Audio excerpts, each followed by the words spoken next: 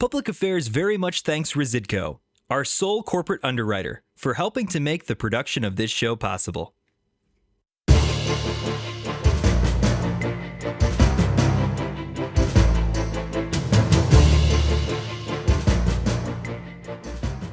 Welcome to Public Affairs. If you were the mayor instead of Brandon Johnson, what are the two key issues that he's facing that you'd be facing? Well, I appreciate the opportunity to be here, Jeff. The two key issues. First one, crime. We're all aware of what's going on in the city.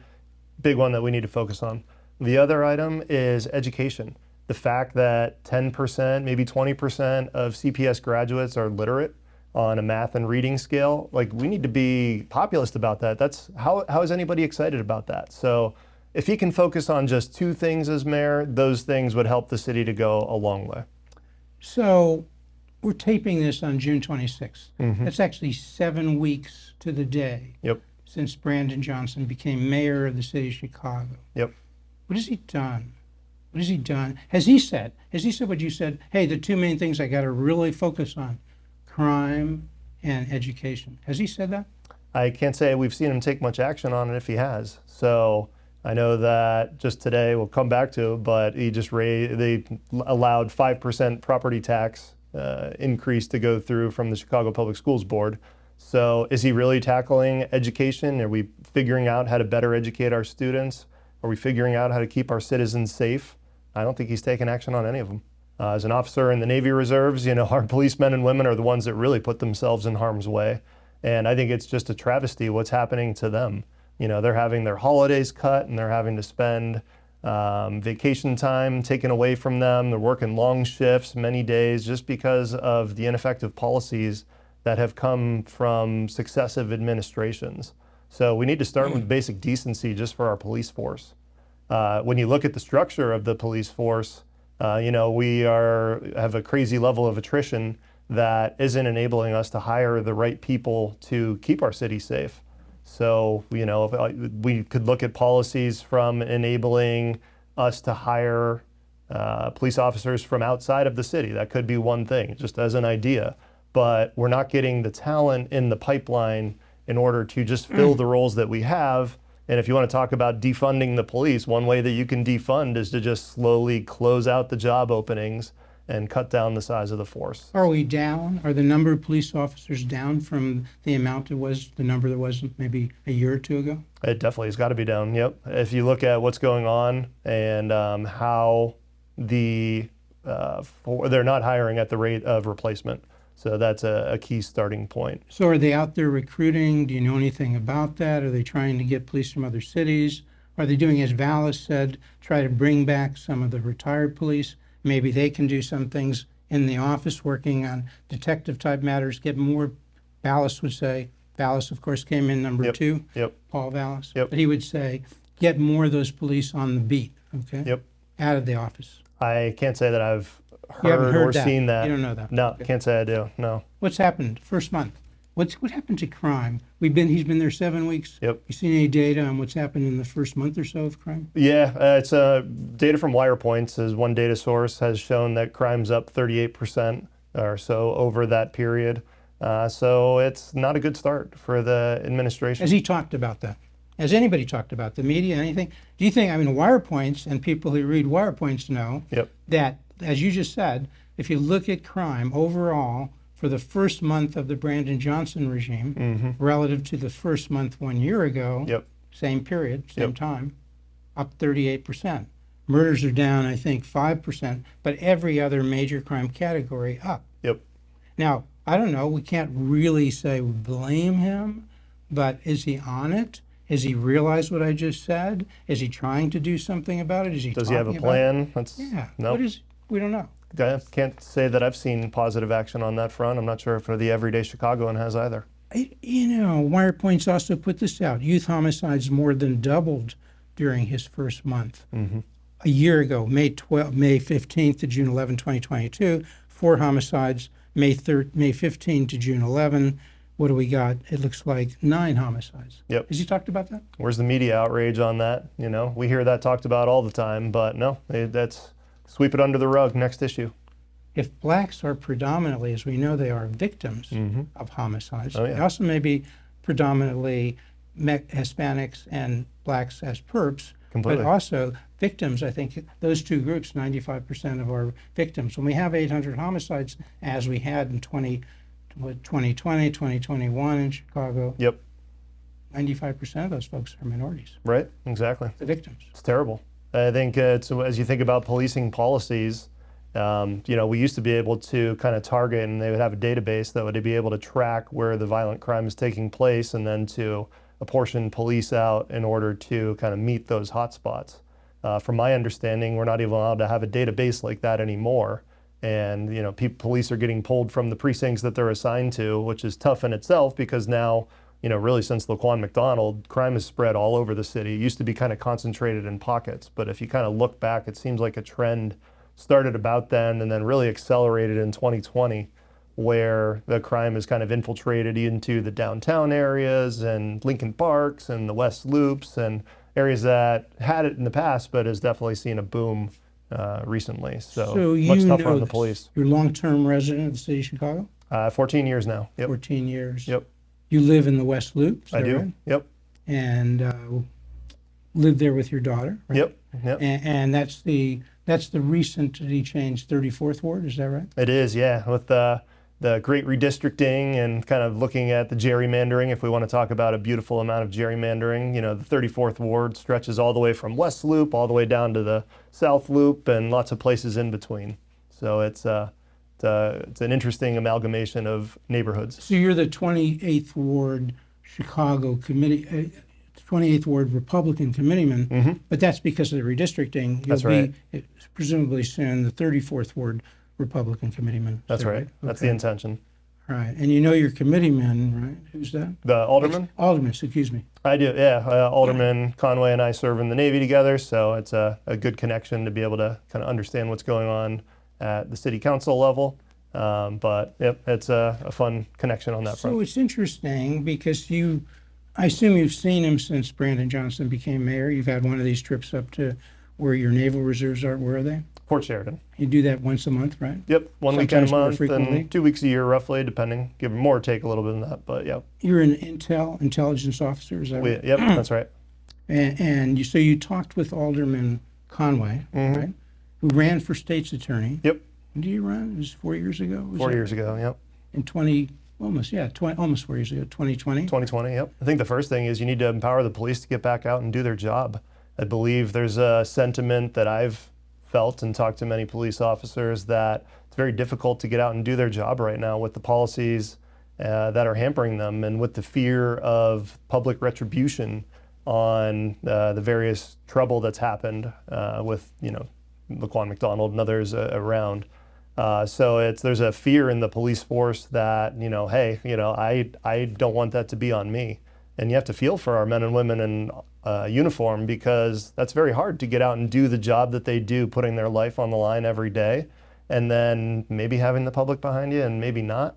There's bad actors in every line of business, but if you look at the police force, by and large, you have people that want to serve, people that are good in our communities, people that you would want to be neighbors with. Post-COVID, Wirepoint says, crime was up, 40%? Yep. 40% overall. Murder was down that particular year, down 15%. But that's like from 800 modern high Right. to more than 700. Yeah. Not too 4 years ago, we were at like 500. Yep. So that's 200 more homicides. That's just unacceptable in the first place. The fact that it's down, can we be excited that it's down? Yes, but it's even at that level, that's terrible. Yeah, How could any city live with that?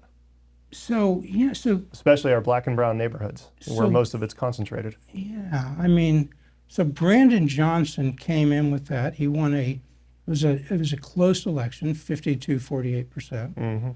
So the majority thought he had the answer to this, I guess. I disagree. I don't think the majority thought that he had the answer to this. I think the majority that voted for him had other priorities in mind. And, coming from his CTU backing with, how much funds were coming from those members, I think they had different priorities for the city. So maybe he just had to talk about it, but I don't think it's actually a priority of his. And just as we talked about in the open, across the first 7 weeks, we can't really say that we've seen much by way of traction from the Johnson administration on that front. So Do you have to get this out somehow? Do you have to get the word out? This high rate of growth, high rate of crime, maybe still isn't known. That's the first step. If you're going to fix a problem, know what your problem is. I mean, maybe a lot of people don't know what Wirepoints knows, that Chicago has had the nation's second highest homicide rate of the 20 biggest cities in 2022. I think only Philadelphia is higher. Rate of homicide, not just total number of homicides, which they're also high on. Okay. So you've seen stuff on the arrest rate. The arrest rate's 5%. Right? Yeah. Overall, for all major crimes. Right. Higher for homicides, something like 30%. For shootings, it's like 5%. So as Vallis used to say, hey, if you get shot, we're not going to find the guy. You got to get killed. Right. I mean, and even probably still won't find him then. Do you think if Brandon Johnson were talking about this conversation, as we have for the last 10 minutes, think that would help? I'm pretty sure with the policies that he has come into office with, we wouldn't be any better off than we are right now. Because he doesn't know. What would you tell him if you were hopeful he might listen to you? Other than more police, more support for police, what about the courts? Yeah, well, on that front, the state's attorney, how do we they could talk come about into the this? Cook County State's Attorney at length for days. So, but in a nutshell, what's the problem with Kim Foxx? Yeah, the big thing that we're seeing is we're not getting the prosecutions. So Kim Foxx, George Soros funded, has decided that she's just going to unilaterally not prosecute crime. And if we're not prosecuting criminals, how are we ever going to set what is right and wrong values and morality in our society? So if we're not putting criminals, if we're not processing criminals as they are, treating criminals as they are, and working with them to say, you've broken the law, now you're going to suffer the consequences, then how are we ever going to have a basis of society that respects one another? So she's completely ripped it apart. And that's what Soros and his backing of state's attorneys around the country has really turned into. They're really trying to tear society apart at its seams so they can reconstruct it in the Sorosian-minded way. So you think Fox realizes that's the result of her policies? Or is she just doing that because she thinks maybe we prosecute the wrong people, maybe we're too harsh on people, first-time offenders? You ever have a sense, why is Kim Foxx doing this? It said that she charges after the arrest at 3 times lower the rate of her predecessors. If that's true, why would she do that? I think, you kind of led into it a little bit. Some of it is they feel that there needs to be more restorative justice and that we're not doing good by way of people and helping them become good members of society. And that's one worldview, but when you look at the violent crime that most of them are committing and then just letting them right back out, or not even finding them, not even bringing them to trial, we're not even getting there in the first place. So I think, across her political agenda that she's trying to achieve, and she's also achieving her way of restorative justice by taking no action. She doesn't think that if you don't prosecute these people, you might have more, these people, meaning the people who are committing the crimes, the major crimes. If you don't prosecute the murderers, if you don't prosecute the rapists, if you don't prosecute, we had carjackings go up 2019 to 21 from like 600 one year, 2 years later to 1,800. Do you think maybe the people doing the carjackings, many of whom were young people, minors, thought they weren't going to get prosecuted if they got caught? First, you got to catch them. She doesn't think prosecuting them might cause fewer of these individuals to engage in carjackings, car theft. I think she's going to argue that they were born into circumstances and that woe is them for being born into some circumstances. And we have a heart and we need to do things for people. And I think economic development can go a long way on that. But when you don't prosecute crime and when you don't set the example of what is right and wrong, and we are a nation of laws, when you don't abide by those laws, how are we going to have a functioning society? Yeah, so in short, talked about prosecution. Talked about a prosecutor who doesn't want to prosecute. We haven't talked about Tim Evans, right? He's a problem here. He's completely a problem, What's the problem with him? I think it goes the same way, all the way up to the Cook County level. So, So he doesn't want to detain people. No cash bond. No cash bond. Let them out. Let them out. Even though people it's like a revolving door, they're they're convicted, and then you catch them again after they did a short time. Maybe they just did probation, no time. Right. Maybe they were paroled. Yep. Tim Evans has a lot to say about that. He's the chief judge in Cook County, Yep. oversees 800 judges, Yep. has something to say about people being detained Yep. while they're waiting for trial, Right. so they're not committing crimes. Yeah. So what do you do? You're the you're the Chicago GOP Yep. policy director. Right. Are you out there talking? Because they're only 20% of we estimate 20% of some of the residents are somewhat joke that we're Republicans. the largest interest group in Chicago. Now, sometimes we're the neglected interest group, but I think what I would want people to know is that the Chicago GOP is alive and we're kicking. And under the leadership of Chair Steve Bolton, Steve has really brought in a bold and ambitious plan, and our job is to we don't have to talk about things happening at the national stage. We can focus on what's happening here in the city and just be normal. We can say that crime is bad and what's happening in our communities isn't right. The way that our kids are being educated is terrible. And how could we send our kids to CPS with what they're producing? How are we wasting so much of our resources to get so little result? You know, when I take it and put my consulting hat on and we look at it across any angle, you know, we are wasting so much money and producing terrible results for our kids. But it did go up 40% Yep. in the last 4 years. That's right. So from 20,000 per kid per year to 28,000. Mm-hmm.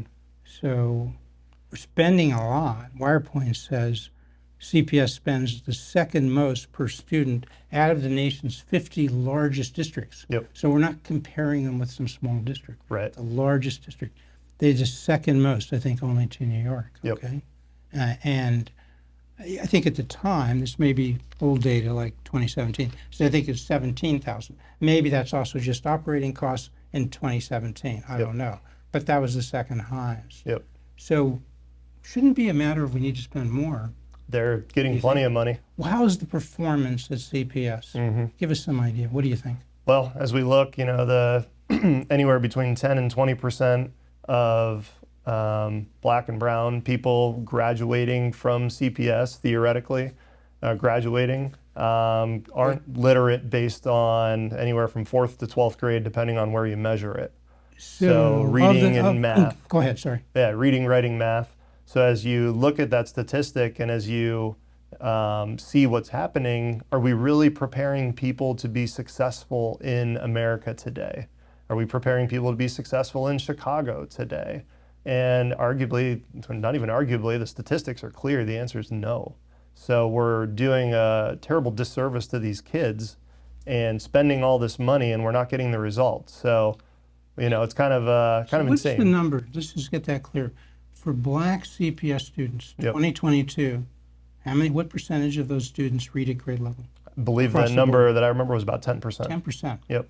Now, I know Wirepoints and others have raised this, and CPS has come back and said, well, like all school districts across the country, Yep. we were hurt by the pandemic. Of course. But what was it pre-pandemic, like in 2019? I think it was like 17% or not too much higher. Yeah. So somebody needs to call them out on that, Yeah. because that isn't true. It wasn't like it was 50% and it went down to 10. Yep. It was 17% and it went down to 11. Right. Yes, it got worse. Yep. But were they happy? Was the superintendent of CPS, was he happy with 17% of the kids overall who were black reading at grade level? I mean, isn't that a shameful statistic? We need to be a little populist about that. That is just terrible. I don't know how anybody can be excited about, you know, their theoretical 83% graduation rates, but if we're not producing people who can become good and productive citizens in our society, then how can we be proud about that? How can we be proud of spending all this money? So what would you do if Yep. you really were the mayor and you came in first day? What would you do? We talked about crime. Yep. What would you do about education at CPS? Well, as we kind of look at CPS in the first place, so you got a whole bunch of buckets. I mean, I could take you all the way from big, crazy harebrained theory. Valis, I think, raised a good one on your show of, you know, perhaps we just need to break CPS into smaller districts. And that's something that we've explored as kind of a public policy idea. So that could be one approach. I think there needs to be a permanent standing commission on school openings and closings. So as kids leave areas, as families leave areas and schools become under-resourced and don't have enough kids to function, I think we need to evaluate that on a more permanent basis. We have a lot of those schools that are way underutilized. Is that right? Absolutely, yeah. With the outflow of migration that we've seen in the States, obviously, we've had 100 plus thousand, I think, over the last decade was the flows. We're losing kids at a pretty fast clip. 36%, I think, Wirepoints says, of the traditional schools, not counting charters, which may be doing better, Yep. are less than a half full. Yep. Some are like 5%. Yep. Some are spending, we got the analysis of these underutilized schools are spending $56,000 per kid per year because they keep the teachers there even though many of the students have left, almost all the students. So one of those is 0% learning how to read at grade level, even though they're spending $56,000 per kid per year. Yep. So don't you have to call attention to that? If you were the mayor, first day, tell people, blacks, what are you getting? Well, 10% of black students reading at grade level, 17% of Hispanic students. Don't you have to get like a crash program? It's terrible, and I feel for those families. And the other aspect on that is those families are kind of trapped in their circumstances. So you have these already failing schools, and you won't let the dollars associated with education for a child follow the child to another school. So a lot of these families are stuck in these neighborhoods that that maybe parents would choose something different. So why aren't we empowering parents to go and make the choices for their children? I gave you the example for me, I live on the wrong side of a street, so I can't send my daughter to the school that I would like to send her to, which is a CPS school, by the way. But because I live on the wrong side of the street in a different zip code, she cannot go to that school. Even though it's closer to me than any other school, I'm in the wrong zip code. So why do we trap people that way? Why do we not let parents choose where is best for their kids and have the dollars follow them? So I'm fortunate in that through my career and what I've been able to do, I can send my daughter to many private schools, and unfortunately, that's the choice we're going to make as a result of this. But not many families have that same opportunity, and why aren't we mad about that? Yeah, what do we call that? School choice. School choice. Yeah. So you would take, if we're spending, as I said, or Wirepoint says let's say $29,000 per kid per year. Yep. That includes all the costs. All the expenditures, the local taxes, the federal revenue, the state revenue, the whole thing, 29,000. If we could just take that 29,000 and say to the parents, here's a voucher, spend it, it's good just for education, $29,000 at the school of your choice. What choices would they have here in Chicago? Some of the choices you think before even knew. Well, what choices would they have currently?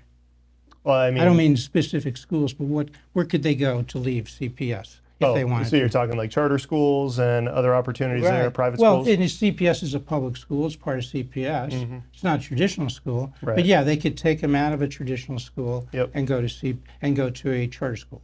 Or they could do, as you say, they could leave the school that was even a traditional school at CPS, but go to one that you thought was better. So they could move them around within the public schools. That's right. They could go to a charter school. You have other choices? Well, at least through that way, you get some measure of choice. And then the schools that are seeing attrition and enrollment drop, then with the dollars following the kids, then maybe that's a hint that something's wrong with that school. Would you give them a choice to go to the private school of their choice?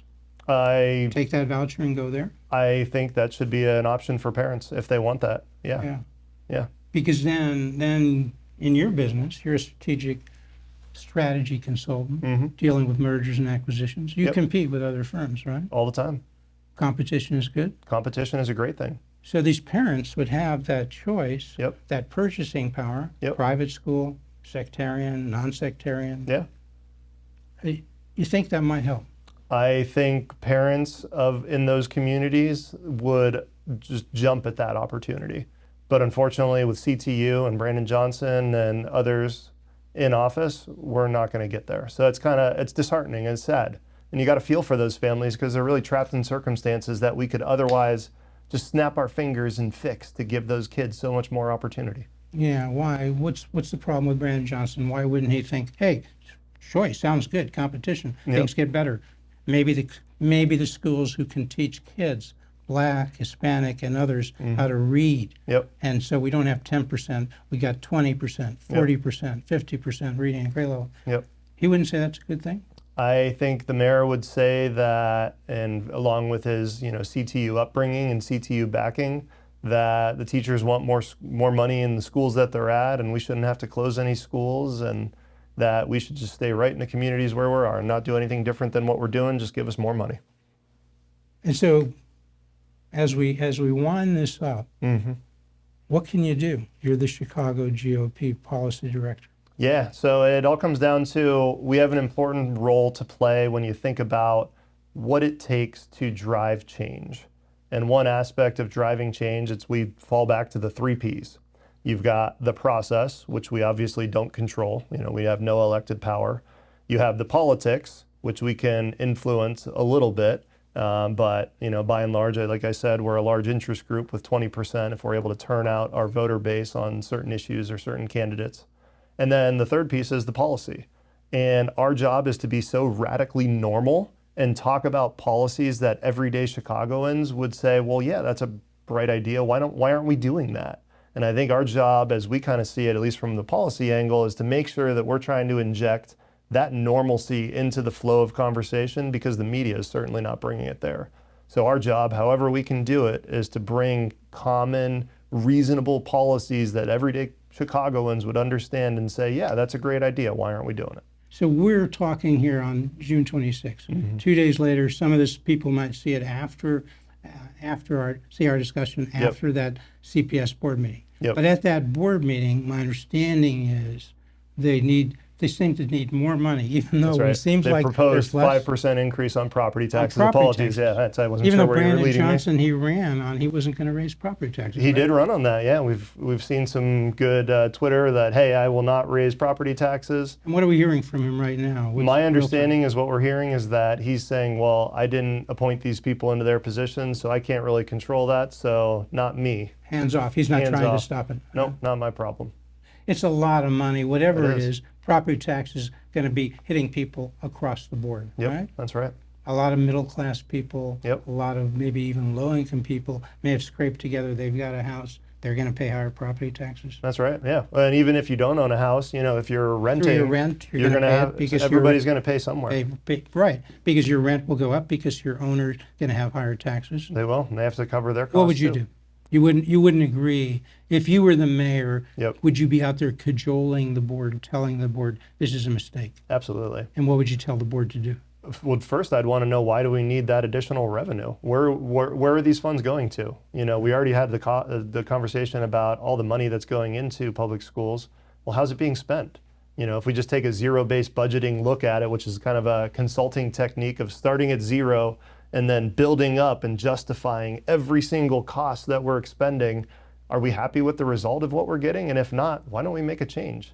And perhaps if we need that money, then should we be looking elsewhere and reapportioning from other areas? So take other areas cut there without hurting the quality, which the quality now is 10% of blacks, 17% of Hispanics reading. Can't really hurt the quality too much more. It's not really there. We're almost out of time. So we hope you'll come back, folks, because we've had as our guest Chris Myers. He is the Chicago GOP Director of Public Policy. That's right. You know this stuff. You're working to get, crime down in Chicago, education better. Next time we can address more how you deal with the fiscal issues. We could talk about the real estate transfer tax that they want to pass. There's lots of things out there for us. All right. So you come back, Chris Myers. You come back to Public Affairs.